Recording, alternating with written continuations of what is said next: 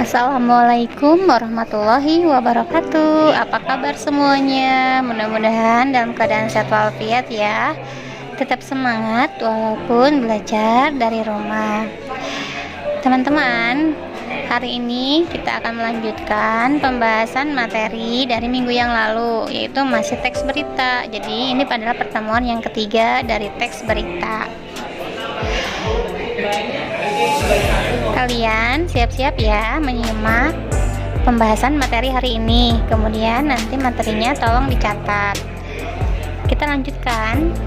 Tujuan pembelajaran, siswa mampu menyusun struktur dan kebahasan teks berita. Kemudian siswa atau kalian mampu menyusun teks berita. Dan yang ketiga, kalian harus mampu menyunting teks berita. Nah, ini adalah yang harus diperhatikan apabila kalian akan menyusun sebuah teks berita. Struktur dan kebahasaan teks berita. Pertama, struktur itu terdiri dari apa saja? Yaitu judul berita, teras berita atau disebut lead, kemudian tubuh berita, dan yang terakhir ekor berita. Ya. Jadi kalian harus tentukan dulu judulnya apa, teras itu awal dari beritanya, kemudian tubuh itu dari isi dari berita yang akan kalian sampaikan, kemudian adalah akhir dari berita. Kemudian kebahasaan dalam sebuah teks berita yang harus kalian perhatikan adalah verba transitif dan pewarta, bahasa yang bersifat standar atau baku, kemudian kalimat langsung, dan 4 konjungsi. Verba transitif yaitu kalimat atau kata yang memiliki objek. Pewarta itu yang menyampaikan sebuah berita.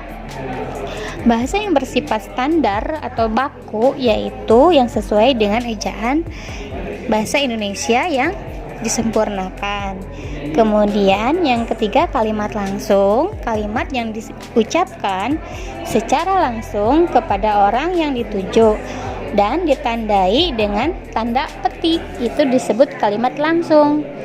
4. Konjungsi. Konjungsi itu adalah kata hubung ya, yang menghubungkan sebuah dari kata ke kata atau kalimat dengan kalimat. Misalnya contoh kata dan atau, itu ya contohnya.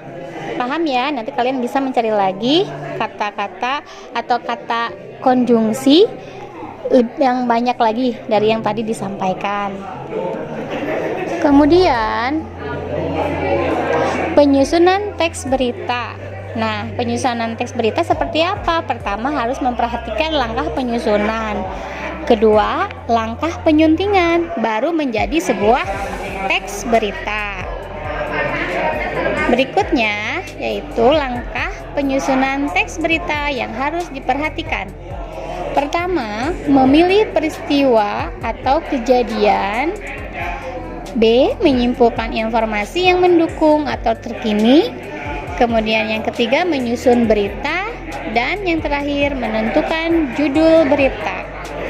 Itu ya, bisa dipahami peristiwa apa yang akan kalian pilih untuk disampaikan dalam sebuah berita.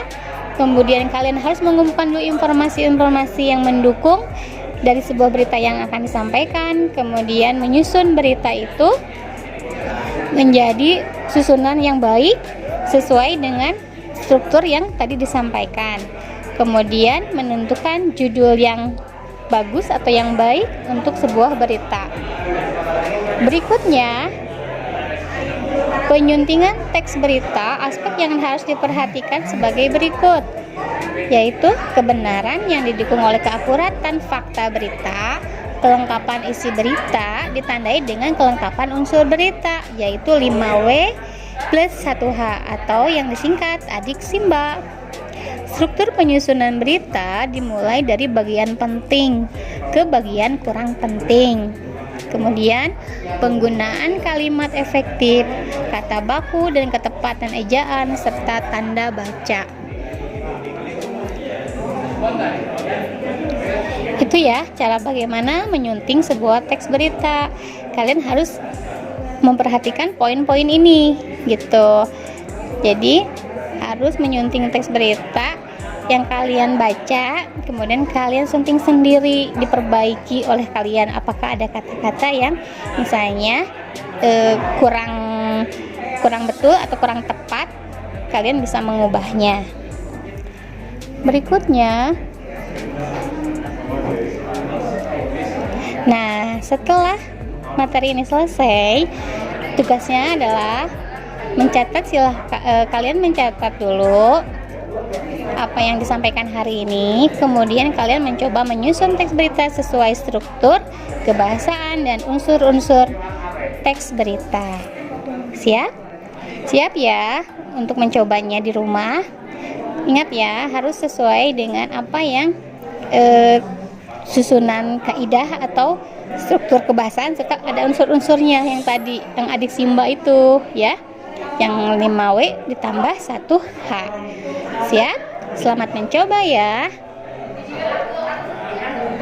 Nah, belajar dari rumah dapat terasa sulit, namun pasti dapat dilakukan. Terima kasih semuanya, sehat-sehat selalu. Sampai ketemu di materi berikutnya. Wassalamualaikum warahmatullahi wabarakatuh.